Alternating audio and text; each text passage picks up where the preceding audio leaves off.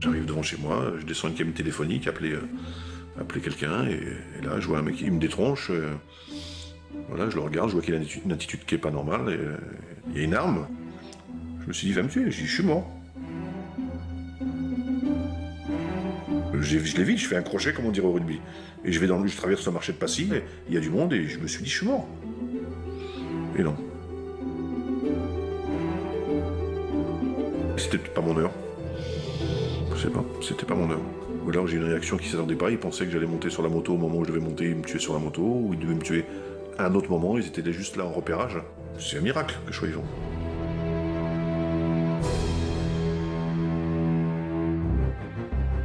Karim Maloum, ex-braqueur de l'équipe mythique de la Dream Team, l'un des gangs les plus connus du grand banditisme dans les années 90. À l'époque, on lui prête les braquages les plus spectaculaires. Ses cibles, le plus souvent, des fourgons de transport ou des dépôts de fonds. Et sur chaque coup, entre 2 et 45 millions de francs sont volés. On lui attribue même des affaires dans l'Europe entière. En août 99, plusieurs hommes cagoulés immobilisent ainsi à Malaga en Espagne un fourgon blindé et s'emparent de 540 millions de pesetas, soit 20 millions de francs. Là encore, la police espagnole accuse la Dream Team française. Fortement soupçonnée pendant plusieurs années, l'équipe n'est pourtant jamais arrêtée.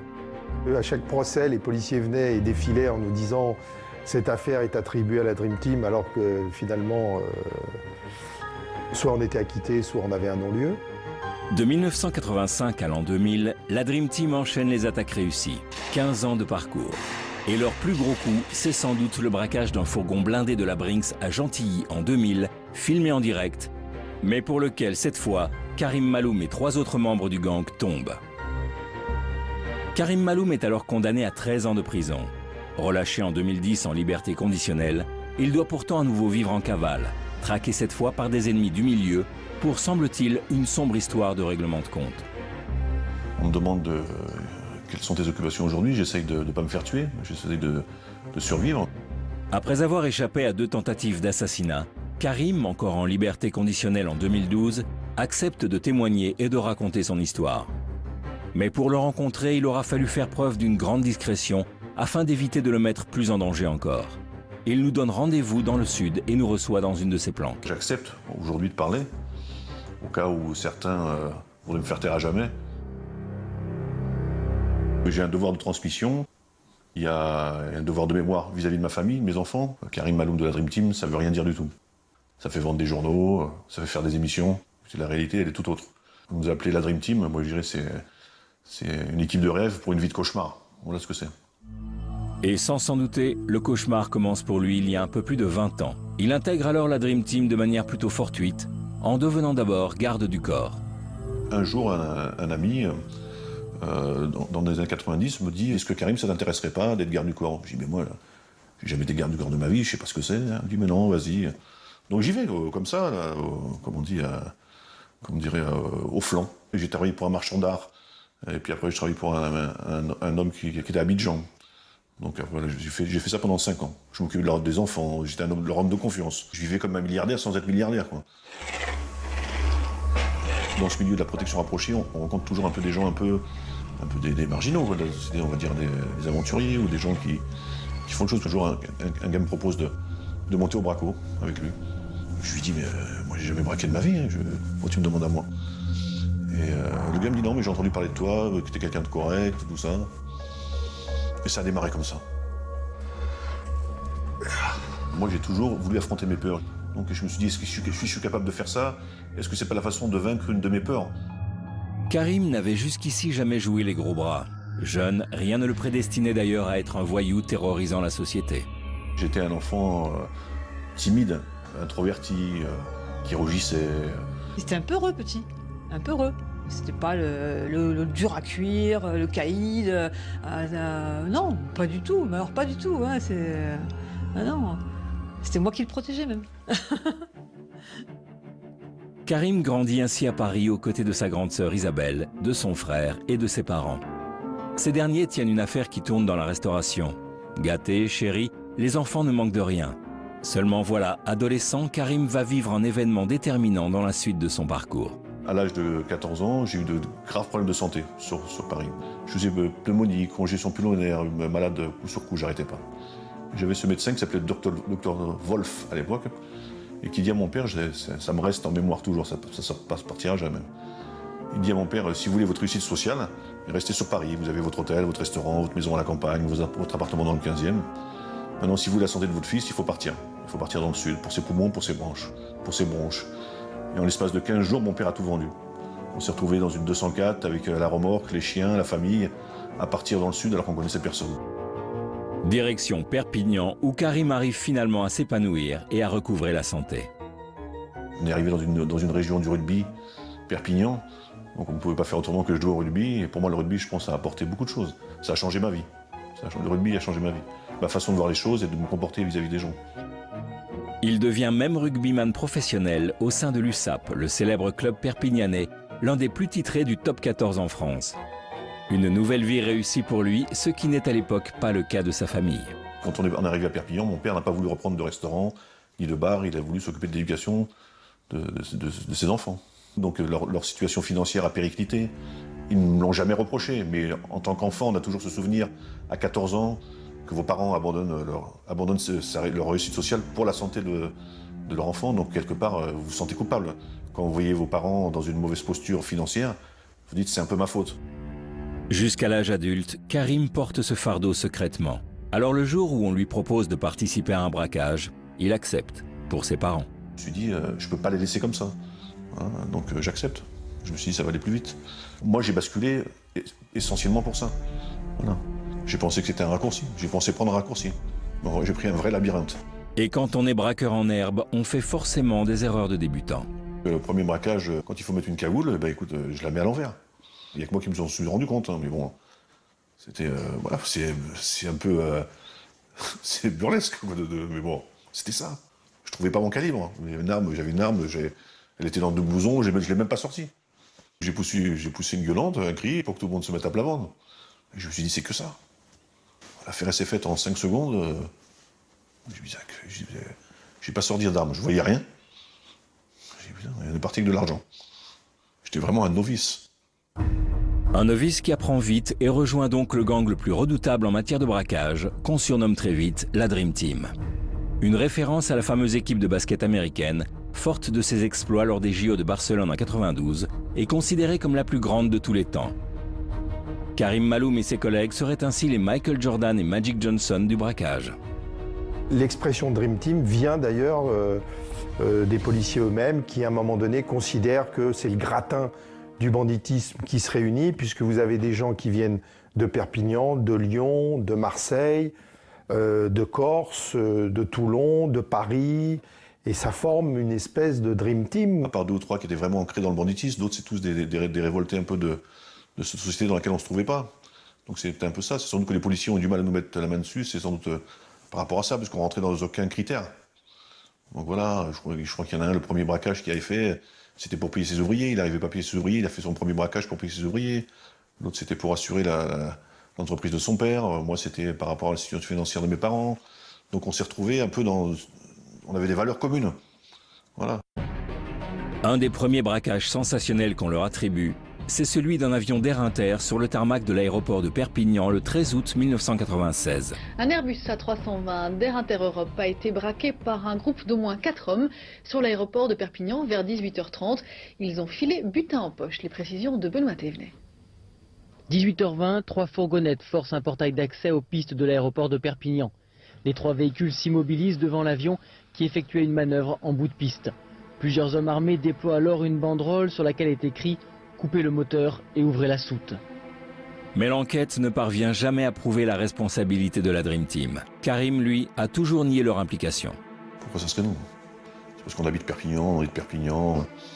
Voilà, c'est n'importe quoi, c'est juste on prête Coriche. Voilà. Seulement 4 braqueurs sur le tarmac. Pourtant, l'équipe compte à l'époque 12 membres.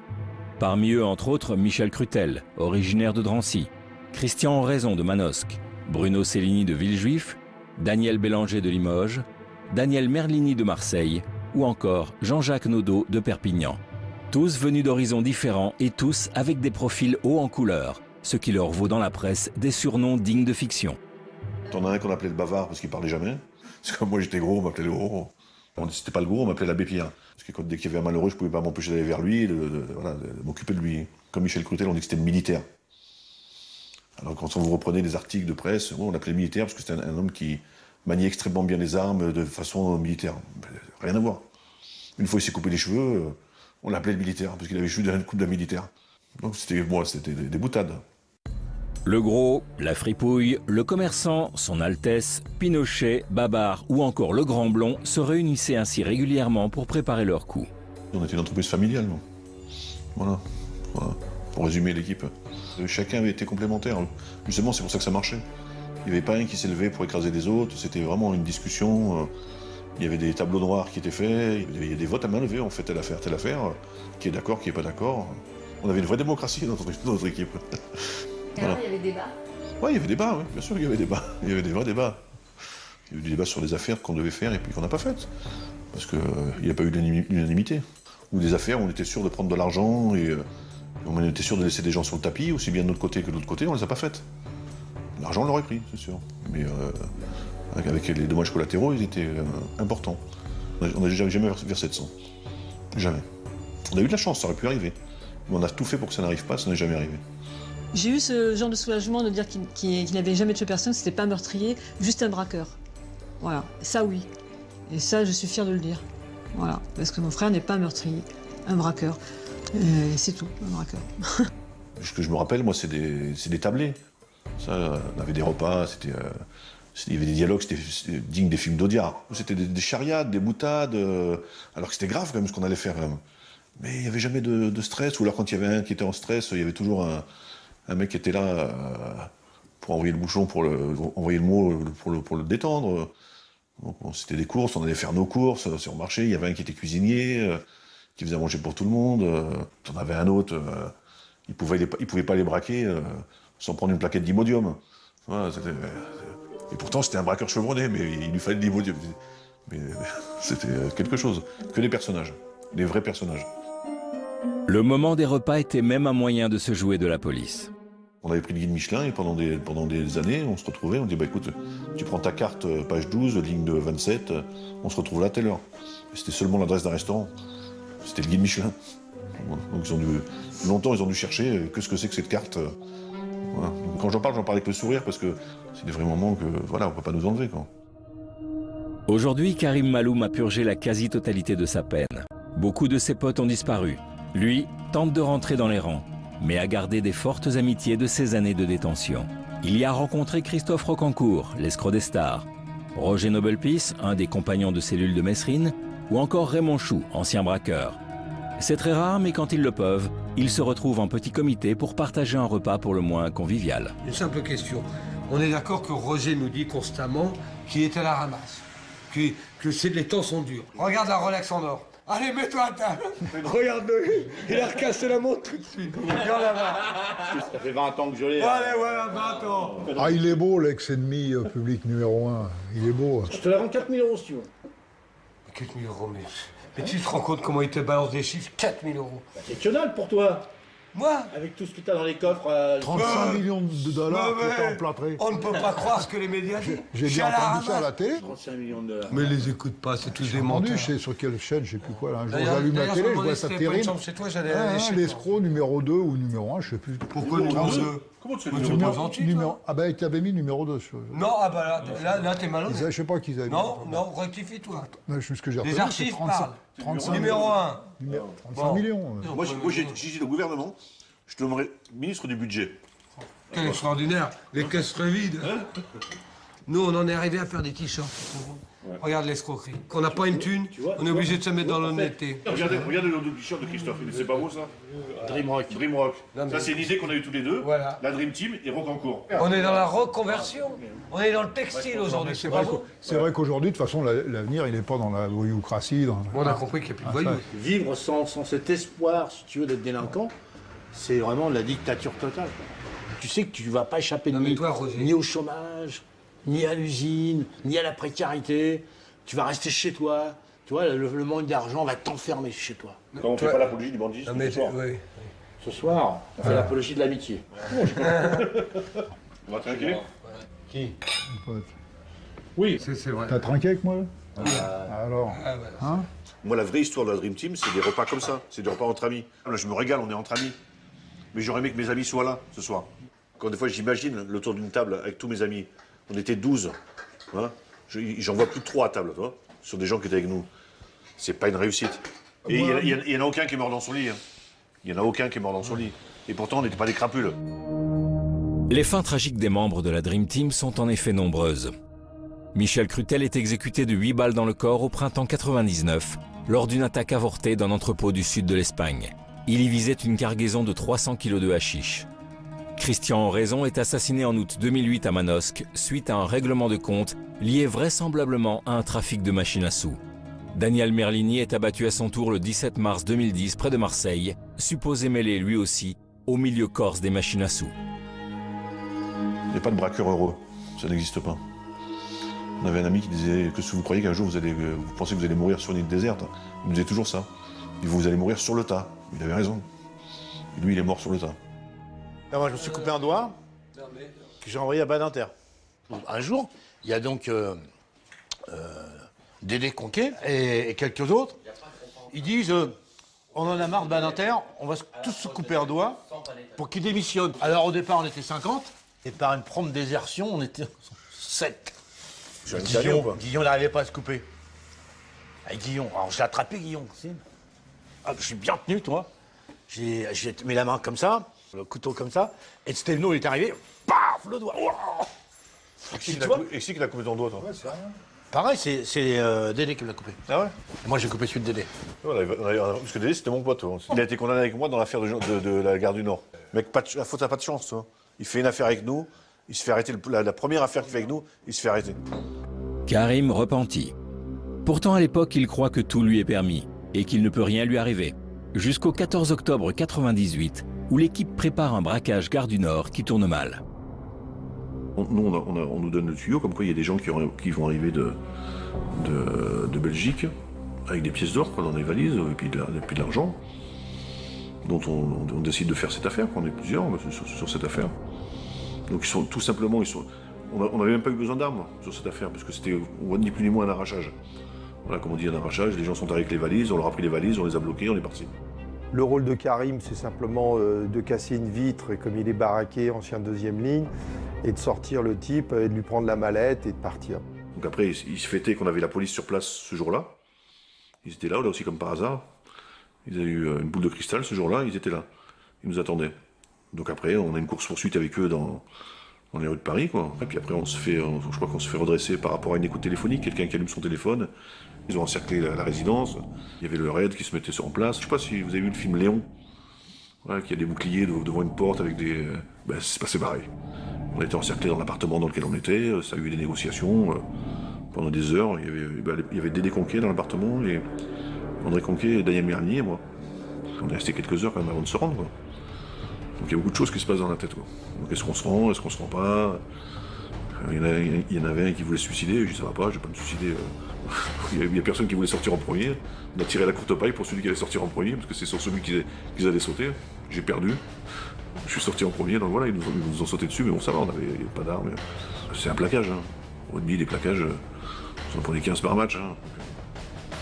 Vous faites piétiner avec des crampons, alors c'est pas des gens avec leurs chaussures en plastique qui vont faire de l'effet, quoi. Je me fais arrêter comme pour un vol à main armée en flagrant délit. Je me dis, bon, je suis parti pour 5-6 ans. Voilà. Donc les policiers sont très contents parce qu'ils arrêtent à l'époque des membres de la Dream Team sur cette affaire.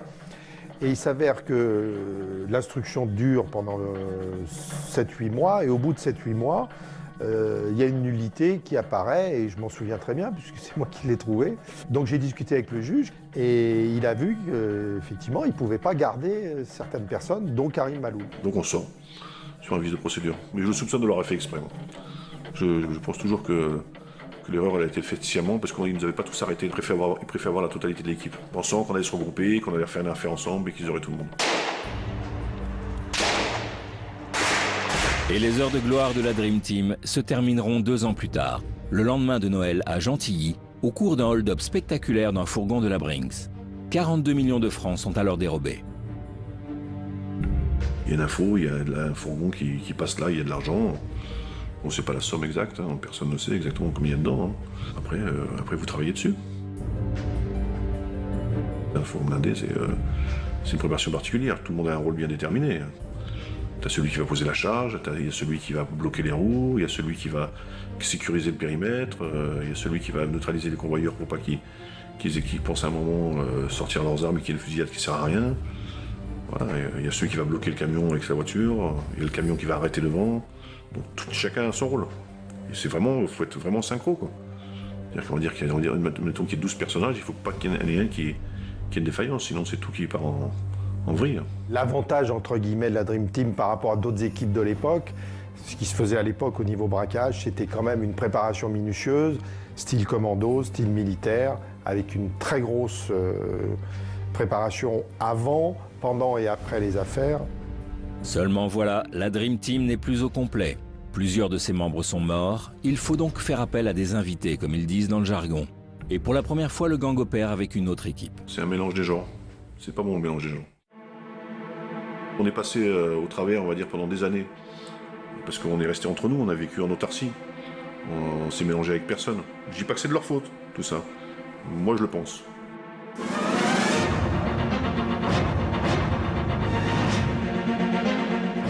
Messieurs, bonsoir. Voici les titres de l'actualité de ce mardi. Encore une attaque à l'explosif contre un fourgon blindé. Un convoyeur de fond a été légèrement blessé à Gentilly, près de Paris. Un commando fortement armé avait tiré au lance-roquettes contre 2 fourgons de la Brinks. Les malfaiteurs ont pris la fuite après s'être emparés du butin. Voilà, le braquage est réussi. Tout le monde est rentré, on compte l'argent. Voilà. On mange ce qu'il y a à manger, on fait pas la fête, puisque dans les journaux, on dit qu'on a sabré le champagne, qu'on a fait la fête. Non, pas du tout. Manger des sandwichs, on a dormi par terre. Pourtant, on avait l'argent. Hein. J'avais l'argent sur mes pieds. Je pensais à comment on allait dépenser le lendemain, toi. Mais j'ai pas eu le temps, parce qu'à 6 h, le réveil, il a été brutal, quoi. La fuite des braqueurs d'hier n'aura peut-être été que de courte durée. Ce matin, 6 hommes soupçonnés d'avoir participé à l'attaque de Gentilly ont été interpellés dans l'Essonne. On s'y attendait pas du tout, non. Le réveil, il a été costaud. Quand on arrive à 6 h du matin, qu'il y a 20 ou 30 mecs cagoulés qui arrivent, voilà. On se rend compte aussi ce que ça fait quand nous, on arrivait cagoulés aussi. Voilà. Donc c'est un peu aussi un juste retour aux choses. C'est l'impact psychologique que tu peux avoir sur des gens, ça peut être choquant. Donc on va dire qu'on a été choqués. Voilà ce que les policiers ont découvert tôt ce matin dans un pavillon de la banlieue sud. Une cinquantaine d'armes à feu, des armes de poing, mais aussi des fusils d'assaut, à côté de stocks d'explosifs et de détonateurs. En même temps, 6 hommes étaient interpellés. 4 d'entre eux sont fichés au grand banditisme. On se fait arrêter dans la planque Merlini, Cellini, Nodo et moi. 4. Je me revois attaché dans la cuisine avec Merlini, parce qu'ils nous avaient mis à part. Je ne sais pas pourquoi Merlini et moi, ils nous avaient mis de côté dans la cuisine. Je suis quand même bien amoché, parce qu'ils m'ont bien savaté, comme on va dire. Donc je suis en sang, toi. Je me rappelle toujours, ils appellent un médecin, SOS médecin. Le médecin, SOS médecin, il arrive là-dedans, et c'est comme une pièce comme ici, quoi. Et puis elle est bourrée d'armes. Il y a des lance-roquettes, il y a des fusils mitrailleurs, il y a des tonnes de cartouches. Donc il arrive là, il me dit, il est en train de me soigner, il me dit, mais comme ça, il me fait, je sais pas ce que vous avez fait. Il me dit, bon courage, il m'a dit. Comme ça, il me dit, mais le médecin, c'était, tu vois, même là, il y avait même là que c'était critique, j'étais obligé de rire, tu vois. Voilà. Quand ils nous ont arrêtés, pour eux, c'était, voilà, c'est une réussite, hein. On va dire ce qui est, hein. Comme un policier m'a dit, il me dit, je lui disais, t'es en train de prendre du grade. Lui, il m'a dit, toi, t'es en train d'en perdre. Il avait raison.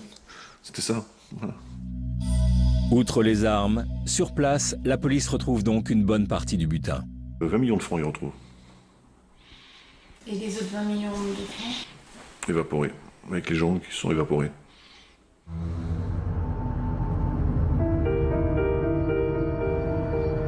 Le commando qui a attaqué hier un fourgon blindé de la Brinks aux portes de Paris est sous les verrous.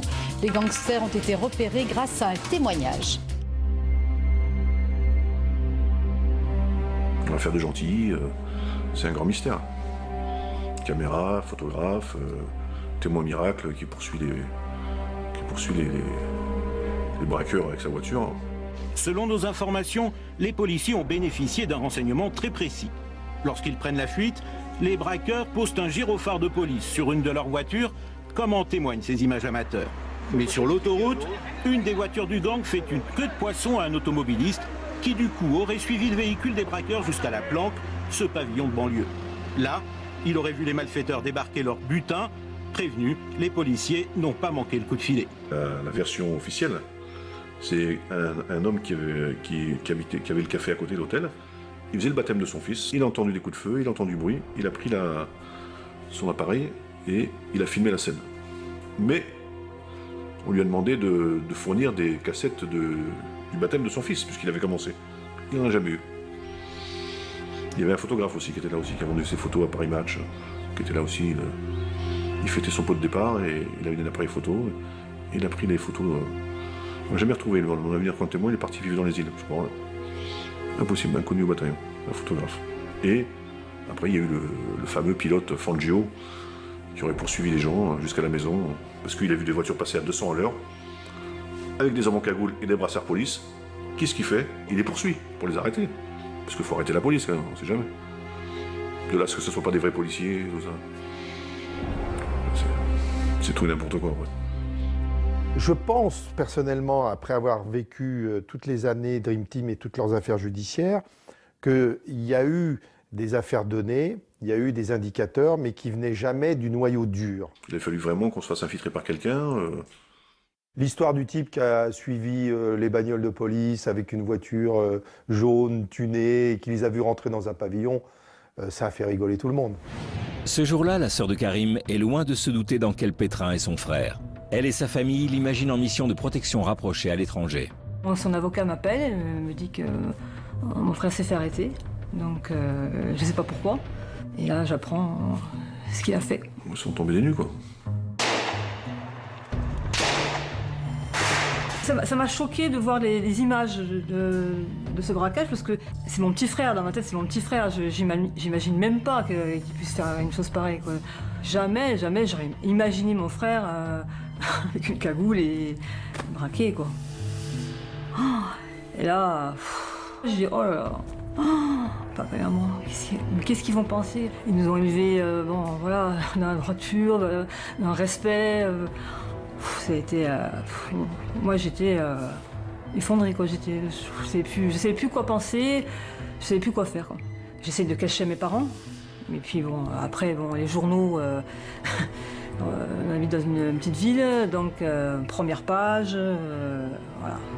Ma mère effondrée, qui bon, malheureusement fait une TS parce que elle n'a pas supporté, quoi, voilà. Je me rappelle du regard de mon père, c'était dur et il me disait c'est pas possible, il me disait c'est pas possible. Mon père c'était pas quelqu'un qui parlait beaucoup, pas très expansif, mais là on voyait qu'il avait pris 10 ans.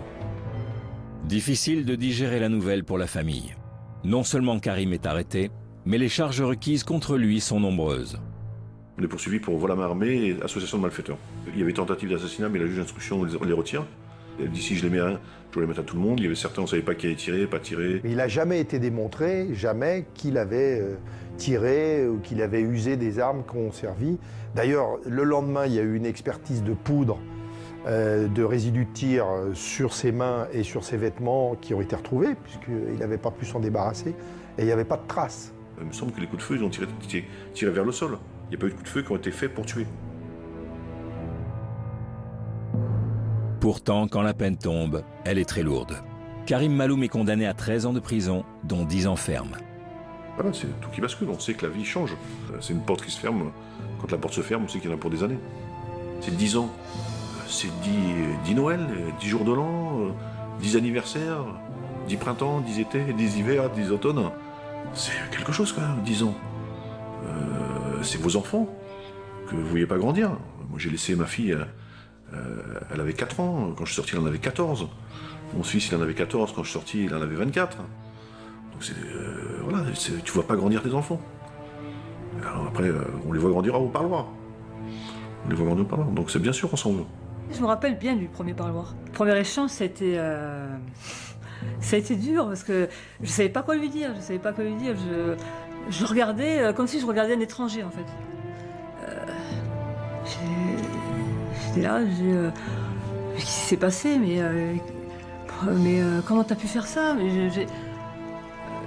Même j'ai peut-être pas eu les bons mots, quoi, à ce moment-là, parce que j'arrivais pas à lui parler. Ils ont été incarcérés en 2000, ils ont été jugés en 2006, ce qui est quand même très long. Hein. J'ai fait condamner la France à la Cour européenne compte tenu du délai déraisonnable dans lequel ces gens-là ont été jugés. Et au tribunal, le jugement s'avère délicat, car l'affaire présente des zones d'ombre.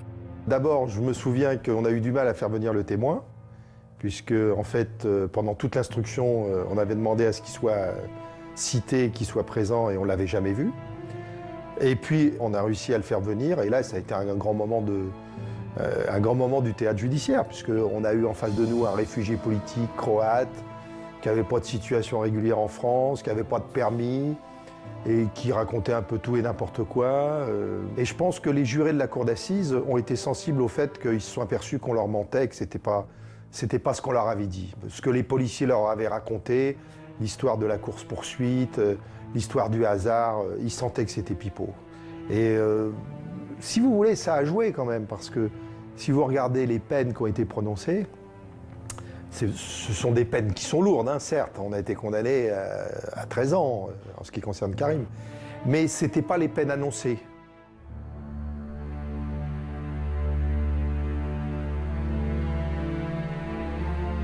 L'histoire de Karim Maloum et de la Dream Team n'est pas banale. Depuis sa sortie de prison en 2010, il a d'ailleurs décidé de la coucher sur papier avec l'aide de Thierry Colombier, écrivain spécialiste en criminologie. La difficulté, c'est de se mettre un peu à sa place. Donc, c'est pas facile de se mettre à la place d'un gangster, enfin d'un ex-gangster en tout cas. C'est pas quelqu'un qui balance. D'ailleurs, il cite rarement des noms. C'est très difficile à lui faire sortir des histoires, etc. Donc ça, c'est important. Est-ce qu'il me dit tout? Ça, je ne sais pas. Je ne suis pas son porte-parole. Je suis juste la personne qui va mettre des mots sur du papier. Un des gros chapitres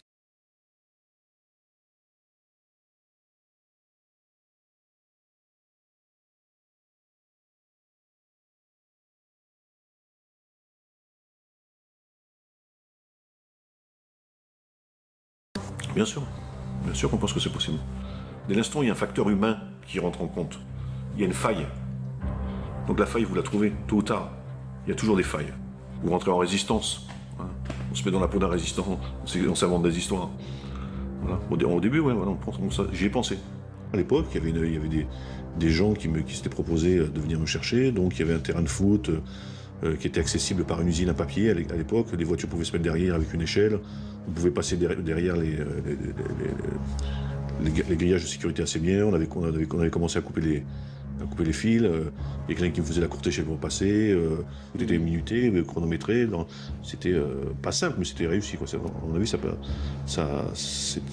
faisable. Ça aurait pris 5 minutes, 6 minutes. 5-6 minutes. Ouais. Et pendant 5-6 minutes, les surveillants, ils n'ont pas le temps de mettre en place... Le seul danger, c'est les surveillants qui sont au Mirador. Ouais. Donc là, il y avait une autre échelle qui était posée près des Miradors, avec quelqu'un qui jetait plusieurs fumigènes devant le Mirador, qui masquait ce qui se passait. Donc ils n'y voyaient rien, ils étaient dans le brouillard, et comme ça, toi tu prenais l'échelle, tu montais, tu passais de l'autre côté, et là, vous échappiez. Voilà. Mais dans la prison de Nanterre, le bruit court qu'une évasion se prépare. Une rumeur qui arrive aux oreilles du directeur, qui en fait aussitôt part à Karim. Il m'envoie l'information, il dit on le sait, si tu avais quelque chose de prévu, bien sûr j'ai dit que c'était pas vrai, que c'était faux, il m'a donné comme quelques précisions qui m'ont fait qu'il était vraiment au courant. C'est pas le trahir que de dire ça, c'est qu'il m'a dit, il paraît qu'il y a un joueur de rugby qui va s'évader de la prison. J'étais le seul joueur de rugby de la prison. Mais bon, je lui dis non, je ne m'évaderai pas. Voilà, je vais donner ma parole. Mais à mon avis, si je m'évadais, on nous attendait dehors. Voilà. Des gens... je pense que les policiers devaient nous attendre. Donc je considère qu'il m'a sauvé la vie. Donc c'est toi qui as décidé de ne pas le faire? Oui, j'ai décidé de ne pas le faire. J'ai décidé de ne pas le faire parce que les gens devaient se surfouler. Il aurait fallu être complètement stupide. J'ai fait une promesse à ce directeur de prison et j'ai fait une promesse à ma fille. Parce qu'à l'époque où l'évasion doit se préparer, elle vient au parloir et je dis à mon ex-femme, écoute, c'est pas la peine de venir la semaine prochaine, je serai plus là. Moi. Je lui fais comprendre. Et la petite, je me rappelle, elle a 5 ans, elle me dit, mais papa, si tu t'en vas, je vais plus te voir. Et elle se met à pleurer, elle a 5 ans. Et là, je me suis pas senti. Je dis, je peux pas lui faire ça. Karim Maloum n'a alors pas d'autre choix que de s'adapter à son nouveau quotidien derrière les barreaux. Il décide d'être un détenu actif et offre même de partager ses expériences de jeunesse. J'étais à la centrale de Saint-Martin-de-Ré Et on a monté une équipe de rugby. J'ai tombé avec un gars de Béziers, et tous les deux, lui aussi, connaissaient le rugby. On a monté une vraie équipe de rugby. Licencié à la Fédération Française de Rugby, on participait à un championnat. C'était formidable de faire quelque chose en détention. On avait 30 bonhommes qu'on entraînait 2 fois par semaine, plus les matchs. Puis des profils différents, voilà, avec des fois des affaires un peu sordides, mais bon, sur le terrain, c'était... voilà, ils étaient libres. Pendant 80 minutes, ils étaient libres. Ça, c'était une vraie réussite. Moi, je me rappelle à Nanterre, des jeunes que les surveillants n'arrivaient pas à maîtriser. Ils me disaient, Karim, il me dit, écoute-moi, c'est la première fois qu'on ne prend pas de cachet, on ne prend pas de shit pour dormir. Je suis un des mecs à avoir fait rentrer une promenade en chantant. Et je les faisais chanter des chansons du rugby. Et les mecs, ils appelaient le directeur, ils me disaient, ouais, il y a un mouvement collectif en détention. Tout le monde faisait la chenille et rentrait dans sa cellule en chantant la chenille. Tu sais, la chenille qui redémarre. Mais écoute-moi, jamais ils l'ont vu de leur vie, ça. Tu sais ce qu'il écrivait Shakespeare? Spire. Ce sont des idiots qui gouvernent les aveugles. C'est-à-dire? La politique. Déjà, selon Shakespeare. Ah, Shakespeare? William Shakespeare. Ah ouais, mais avec ton accent, comme Spire. Moi, j'ai qui c'est Spire? Je connais Spirou, tout ça. On peut parler de Shakespeare, on a droit à la culture. Ah, bien sûr. En prison, au mitard, on a appris à lire. Nos livres préférés, c'était quoi? C'était des livres de porno. Ouais. Moi, c'était Tarzan, Riceboro. Bon, moi, c'était pas Tarzan, c'était Private. Des trucs d'aventure. Moi, je me suis fait tatouer tout le dos aux États-Unis en regardant des livres sexuels, à tendance sexuelle. Moi, c'est Antonio Gramsci, c'est Malatesta. Moi, Moi, je lisais surtout tout ce qui était littérature subversive. Mais moi, tu vois, j'ai jamais réussi à lire en prison. J'arrivais pas. J'ai l'impression de, je sais pas, de pas vivre l'instant. Je faisais que ça, moi. Non, mais quand je lisais, c'est l'impression que je sortais de la situation dans laquelle j'étais. J'y suis, je veux savoir ce que je vis. Hein. Karim apprend peu à peu à être respecté par l'administration pénitentiaire. Et il est même récompensé pour bonne conduite. J'avais réussi à me faire transférer à la maison d'arrêt de Perpignan à l'époque, pour être proche de ma famille. Quand il était en détention, j'avais rencontré, il y avait des Anglais qui tombaient pour les trafics de cigarettes ou de stupéfiants, des routiers. Ils me disaient, yo Karim? Je dis, ouais, c'est moi. Et ils avaient un bouquin en Angleterre, il y avait marqué The Last Attack de la Dream Team, la dernière attaque de la Dream Team. Donc il y avait toutes nos têtes avec les cartes de l'Europe, c'était tout et n'importe quoi. Et donc il disait mais que c'était pas fini, que bientôt un hélicoptère viendrait nous chercher. Donc à chaque fois qu'il y avait un hélicoptère qui passait de la prison, for you, c'est for you, tous les Anglais. Donc imagine-toi l'administration pénitentiaire. Donc au bout de 2 mois, on m'a inventé une suspicion d'évasion. Ils m'ont baluchonné à 5h du mat, sans affaires, Paris direct. Ça a été monté de toutes pièces, c'était bidon, et ça a permis de le rapatrier dans la région parisienne. Karim Maloum est surveillé de près. D'autant qu'un nouveau suspect apparaît dans l'enquête. Antonio Ferrara, grande figure du banditisme. Proche du milieu corse, soupçonné de nombreux braquages et d'une tentative de meurtre en 1996, il est surtout connu pour sa spectaculaire évasion de la prison de Fresnes dans le Val-de-Marne le 12 mars 2003, ce qui lui vaut le surnom de Roi de la Belle. Ses empreintes et son ADN auraient donc été retrouvés sur le lieu d'arrestation de Karim. Antonio Ferrara comparaît aujourd'hui devant la cour d'assises de Paris pour l'attaque d'un fourgon de la Brinks, un palais de justice placé sous très haute sécurité. Des fourgons escortés par des membres du GIGN, des patrouilles fluviales sur la Seine, des rondes, des contrôles renforcés. Antonio Ferrara, l'homme qui comparaît dans le box, est précédé d'une sérieuse réputation, un roi de la belle. Il était considéré à tort ou à raison comme l'ennemi public numéro 1, et dès qu'il rentrait dans une affaire, tous ceux qui le touchaient de près ou de loin étaient considérés comme des gens dangereux. Jusqu'à l'arrestation de Ferrara, sa détention se passe bien. À partir du moment où Ferrara s'est fait arrêter, ça a été un enfer pour tous les autres. À partir de 2003, il y a une pression terrible. Et Karim va faire partie des gens qui vont subir la pression. Ils étaient classés DPS, qu'on appelle détenus particulièrement signalés. Donc après, on vous déplace. Tous les 3 mois, on est obligé de vous changer de prison. Au total, Karim Maloum va subir 19 transferts. La Santé, Bois d'Arcy. Fresnes, Fleury, voilà, fait tout le tour, quoi. C'est fait pour vous faire craquer, en fait. Écroué d'une prison à l'autre, il va même passer 3 ans en quartier d'isolement. Une expérience traumatisante. L'isolement, c'est-à-dire vous êtes seul. Vous êtes seul dans la prison, vous êtes sur les toits, vous êtes isolé de la détention. Quand vous faites un mouvement, la prison est bloquée, parce que les gens n'ont pas le droit de vous voir. Donc dès qu'ils vous voient, ils vous regardent un peu, et ils pensent que tous les gens qui sont à l'isolement sont des gens qui sont là pour des crimes sexuels et qu'on protège. Donc vous vous faites insulter. Ces 3 ans, vous voyez personne, vous parlez avec personne, à part avec les surveillants. Moi je me rappelle d'une situation, des visages, vous en voyez plus. Je parlais à ma glace, je mettais ma glace devant la table. Je mangeais, le seul visage que je voyais, c'était le mien. Je me regardais. Je me souriais. Je me souriais. Je me rappelle d'avoir vu un parloir, il avait les yeux complètement hagards, il me regardait. Là, j'ai eu peur, mais j'ai eu peur. Il y a eu un moment où j'ai perdu la notion de l'espace sensoriel. J'arrivais plus à trouver la porte de la fenêtre. Je me suis dit, je deviens fou. Karim Maloum souffre également à cette époque de problèmes familiaux. À bout, il craque et fait une tentative de suicide. Oui, je m'ouvre les veines, ouais, je m'ouvre avec des rasoirs. Avec un rasoir, et voilà. J'ai mon co-détenu qui est à côté, qui tape à la porte et qui me sauve, quoi. Karim rencontre alors Mousse, un formateur et ancien détenu qui anime des groupes de parole en prison. Une main tendue qui va l'aider à s'en sortir.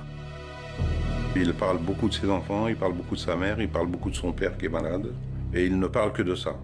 J'ai donné la main à mon père la première fois au parloir.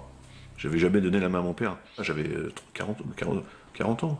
Je lui ai donné la main. Il s'est mis à pleurer. Je voyais qu'il allait partir, quoi.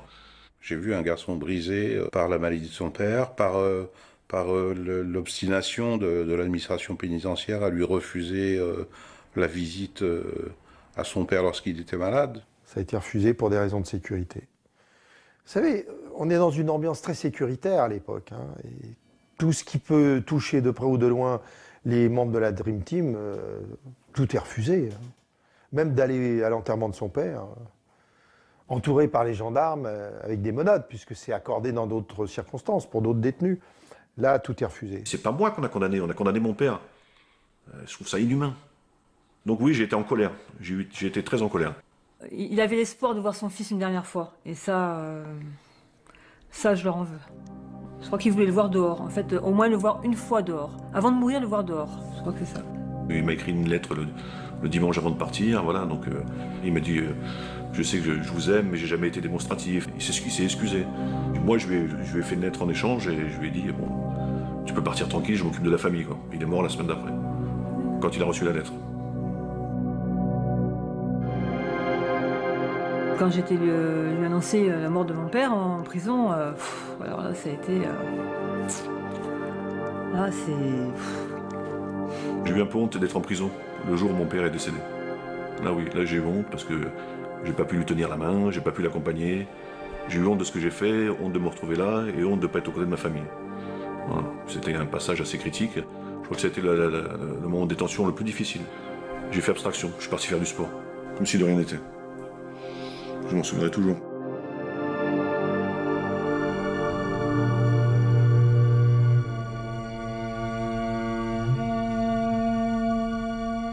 Karim libre, là, c'est le soulagement complet. Renaissance, quoi. J'étais heureuse. On va en parler, j'ai encore des frissons, quoi. Sa sortie, on l'imagine 100 fois, 1000 fois. Mais c'est jamais comme on a prévu, quoi. On prend une autoroute dans la tête, moi, je dis, quand on sort, parce que c'est violent. La voiture, il me disait, oh là là, ça me fait drôle, oh là là, la route et tout. Et je me rappelle, je conduisais, je me suis même fait flasher, je me rappelle. Parce qu'il a tellement été pressé de rentrer sur Perpignan, je me suis fait flasher. La liberté, elle fait peur. Ben, c'est contradictoire, mais la liberté fait peur à un moment. On se dit, on veut tout faire, on veut tout vivre, on veut tout, on veut essayer de rattraper le temps perdu. On est boulimique. Boulimique de vie, boulimique de vivre les choses, tellement on en a été frustré. Moi j'aime bien le soir maintenant, après manger, aller marcher, parce que c'est ce qu'on ne pouvait pas faire en détention. Détention, c'était la vie s'arrêtait à 18h. 18h, la porte elle est fermée jusqu'au lendemain. Ben, je pense souvent aux autres qui sont en détention. Quand on sort de prison, il y a un sentiment d'abandonner les gens qui sont là-bas. Moi j'ai eu ce sentiment. On laisse des amis, on laisse une vie, on culpabilise de laisser ces gens-là, parce qu'on sait ce qu'ils vont endurer encore. Karim Maloum se réadapte peu à peu à la vie normale et rencontre même l'amour. Séparé de sa première femme pendant les années de détention, il refait sa vie, un conte moderne, celui de l'avocate et de l'ex-braqueur. J'ai connu ma compagne par l'intermédiaire de mon avocat, Denis Giraud, c'était sa collaboratrice qui était avocate. Donc je l'ai connue en 98, elle était là lors de ma première tentative de suicide. Des années plus tard, un jour je reçois une lettre d'elle, elle me dit je voudrais bien m'occuper de ta liberté conditionnelle, de monter le dossier. Donc je lui dis pourquoi pas, et puis là il se crée une idylle. Une petite fille est arrivée, une merveille. Voilà, donc voilà, après c'est tout bonus. En fait, ça prouve que le droit mène à tout. Hein. On peut même épouser un ancien braqueur. Une histoire d'amour qui s'accompagne d'une vraie reconversion professionnelle. Il devient président de la Fédération française de kickboxing.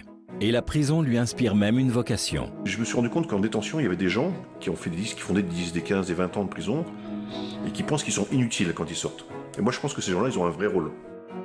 Avec l'aide de sa femme et d'autres collaborateurs rencontrés lors de sa détention, il met donc sur pied un projet qui lui tient à cœur. On a monté une association qui s'appelle Alternatives et Avenir.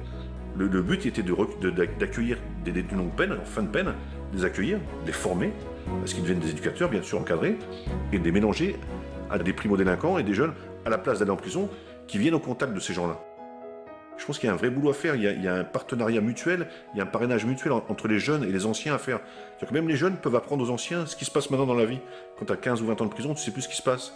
Les téléphones, les iPhones, les BlackBerry, ça, tu ne sais plus tout ça. Donc je pense qu'il peut y avoir vraiment un partage des deux générations.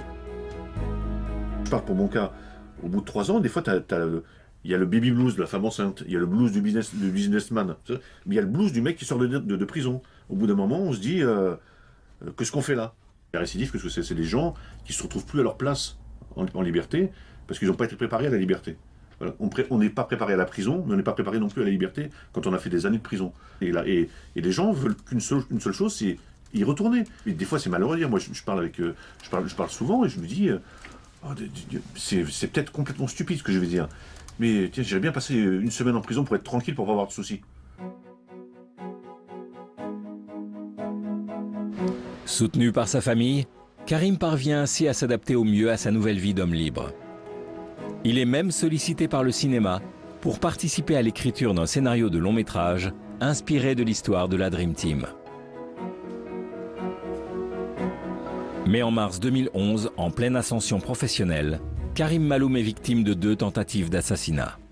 J'arrive devant chez moi, je descends une cabine téléphonique, appeler quelqu'un, et là je vois un mec qui me détronche. Voilà, je le regarde, je vois qu'il a une attitude qui n'est pas normale, et une arme. Je me suis dit, il va me tuer, je dis, je suis mort. Et non. Et ça m'arrive une deuxième fois en bas de chez ma belle-mère. Je vais voir ma compagne, qui va voir sa mère, jusqu'à la rendez-vous avec elle à 10h. Même elle ne savait pas que je venais. Donc j'ai dû être trahi par quelqu'un. Le matin, quand je retrouve ma compagne, il y a quelqu'un au passage piéton qui ne traverse pas. Et ça m'intrigue. Et quand il se retourne, voilà, sa tête n'est pas inconnue. Il n'est pas là pour m'offrir des fleurs. Les raisons de l'agression sont obscures. Karim ne sait pas vraiment pourquoi on veut l'éliminer. Moi, j'ai des griefs avec personne, je suis en guerre avec personne, donc je vois pas pourquoi vous voulez essayer de me tuer. On a tué Daniel Merlini. Pourquoi? Je sais pas, on le saura un jour. Un an après, on essaye de me tuer. Est-ce que c'est un rapport? Voilà, j'essaie de comprendre. Pendant 3 ans, il m'arrive rien. D'un seul coup, je vais à l'enterrement de Daniel Merlini. Je porte le cercueil. Soi-disant, je ne dois pas porter le cercueil, parce que quand on porte le cercueil, ça veut dire qu'on réclame vengeance. Est-ce qu'on essaie de m'éliminer? Croyons que j'allais venger Daniel Merlini, peut-être. Est-ce que les gens se sont sentis en danger? Je sais pas. Voilà. C'est mon ami. Je porte son cercueil. Voilà. Qui veut la peau de Karim? Qui sont ses ennemis? L'ex-braqueur a quand même sa petite idée. Je suppose les connaître. Je ne dirai pas qui c'est. Pourquoi faire? C'est un code que j'enfreinerai pas, je le ferai pas. J'essaierai de survivre, j'essaierai de ne pas me faire tuer. Après, où commence la légitime défense? Voilà, faut se poser la question. Les saloperies, on n'en a pas faites. On nous en a fait, nous, des saloperies. Des gens sont mal tenus avec nous, sont mal comportés. Mais pas nous. Donc maintenant, c'est des gens qui sont mal comportés qui essayent de nous éliminer. Karim se rend à l'évidence. Il ne peut plus vivre en toute sérénité sans se méfier. Sa vie doit donc changer. Ils ont mon adresse, mais après, je peux pas y rester, parce que si ils ont mon adresse, s'ils en trouvent une fois, ils la trouveront 2 fois, parce que c'est des gens qui ont un réseau. C'est des gens qui travaillent avec beaucoup de gens, d'univers différents. Vous imaginez même pas ce que ça peut être. Comme ils ont dit, on a essayé de tuer un arabe à Paris, on n'a pas réussi à l'avoir. Voilà ce qu'ils disent. Voilà. Parce que tout se sait. Voilà, c'est tout. Une nouvelle vie commence alors pour lui. Une vie de cavale qui implique de grands changements dans son quotidien. Maintenant, au quotidien, c'est compliqué. C'est très compliqué. Je suis dans la survie. Je ne vais pas savoir si mon couple il va tenir, pas tenir, si ma vie, si je vais trouver du boulot. C'est pour l'instant, j'essaie de ne pas me faire tuer. Ça comporte une vie en retrait des autres, une vie en cavale. Pas en cavale de la police, mais en cavale de certaines personnes. Ça comporte une vie de famille qui est est stoppé. Voilà. J'ai une petite fille de 2 ans, je la vois plus, je vis plus avec. Je préfère que ma fille ait un père absent, ou mes enfants aient un père absent, mais un père vivant. Voilà. Donc on n'a pas réussi pour le moment physiquement à me tuer, mais comme je disais, on me tue socialement, quoi. Ça oblige à reprendre certains automatismes, à revoir certaines personnes, voilà, à se marginaliser. Malheureusement. C'est de repasser des coups de fil, c'est de ne plus dormir plus de 2-3 jours au même endroit, c'est de reprendre certaines fréquentations, de voyager sans cesse, de bouger. Mais tout ça, ça coûte de l'argent, énormément d'argent, surtout quand l'argent, vous n'avez plus de salaire, vous n'avez plus de vie. Hein, après, comment on fait? Je peux me faire dépanner, mais après, qui dit appui financier dit rendre des comptes, exactement. Quand vous demandez de l'argent, après on vous demande des services. Pour l'instant, j'en suis pas là. Mais voilà, on ne peut pas dire fontaine. À un moment, il faudra faire un choix. Mes vrais amis, j'ai pas besoin de leur dire que j'ai besoin d'aide, ils savent. Ils connaissent la situation, donc mes vrais amis, j'ai besoin de rien leur dire. Presque, ils retrouvent le Karim qu'ils ont connu quand j'étais avec eux. Alors que j'avais dit, plusieurs fois, j'ai vu l'appel des sirènes, j'avais jamais répondu, quoi. Mais dans un sens, il me dit, bah, c'est pas plus mal, au moins t'es avec nous maintenant. C'est dommage de parler comme ça, mais c'est la réalité. Comme disait mon ami, il n'y a pas d'arrangement. C'était Daniel qui disait ça. Mais quand on est un ancien de la Dream Team, il y a des codes qu'on ne peut pas enfreindre. Je ne demanderai pas la protection de la police. Ils ne sont pas là pour faire ma protection rapprochée. Ils ont d'autres chats à fouetter, ils ont autre chose à faire. Mais bon, comme je disais, j'ai pas envie de me laisser dicter ma vie. Je fuis pas.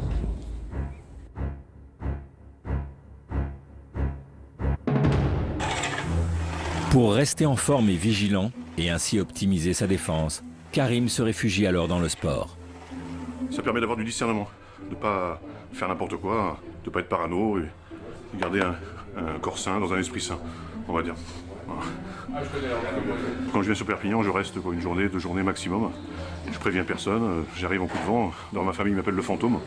Ma grande fille, je lui dis j'arrive, je viens chercher, elle me dit quel jour? Je lui dis dans 5 minutes. Voilà. Donc mes enfants ont l'habitude. La peur, c'est ça, c'est ce qui lui arrive quelque chose, parce que maintenant qu'il est là, on ne veut pas le perdre. Voilà. Une fin tragique pour Karim. Une crainte que tous ses proches partagent, mais ne veulent pas envisager. Qui suis, j'y pense pas, parce que je reste positif dans ma façon de voir les choses.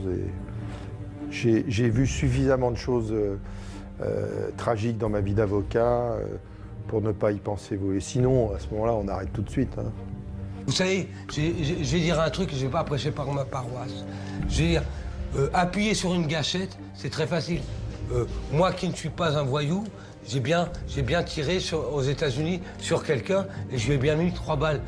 Ça ne donne pas des effets de gloire. Tirer sur quelqu'un, c'est pas une forme de courage ou quelque chose d'extraordinaire de tuer quelqu'un. C'est extrêmement facile de tuer quelqu'un. Ce qui serait difficile, ce serait de ne pas le tuer. Ça demanderait de la dimension. Karim, c'est mon pote. Moi, je cautionne à 200% sa parole. Ça veut dire que s'il me dit c'est comme ça, je sais que c'est comme ça. Malheureusement, d'autres personnes peuvent le concevoir différemment. Alors après, ça implique tout ce qu'il peut lui arriver, etc. Bon, c'est fâcheux, c'est très fâcheux. Moi qui ai vécu 20 ans aux États-Unis, la Dream Team, donc le Dream, c'est le rêve. S'il reste vivant, effectivement, c'est magnifique. S'il est mort, il n'y a pas de... La Dream Team, ça ne veut rien dire. Moi, elle est aussi simple que ça, l'histoire. À près de 50 ans, Karim Maloum, ancien malfaiteur, père de 3 enfants, dresse un bilan de son parcours. J'avais tout. J'avais tout pour pouvoir dire on peut tourner la page. Mais non. On est rattrapé par son passé, c'est pour ça qu'il faut juste surtout pas, s'il y a quelque chose à dire, surtout pas mettre le doigt là-dedans. Pour les jeunes qui pensent que c'est une vie de rêve, s'ils peuvent éviter, c'est mieux. Si mon témoignage il peut servir au moins à ce qu'il y en ait un qui n'y aille pas, c'est déjà gagné. Voilà. Si demain je meurs. Voilà, je vais pas faire la politique de l'autruche, ça peut arriver. Ça peut être une interview à titre posthume que je vous fais. Mais je ne veux pas qu'on s'apitoie sur mon sort, je dis les choses comme elles sont, ce qui se passe. Et voilà, ça fait partie de ce milieu. Si tu as quelque chose à dire à tes enfants... À mes enfants? Ouais. Je suis désolé. Voilà.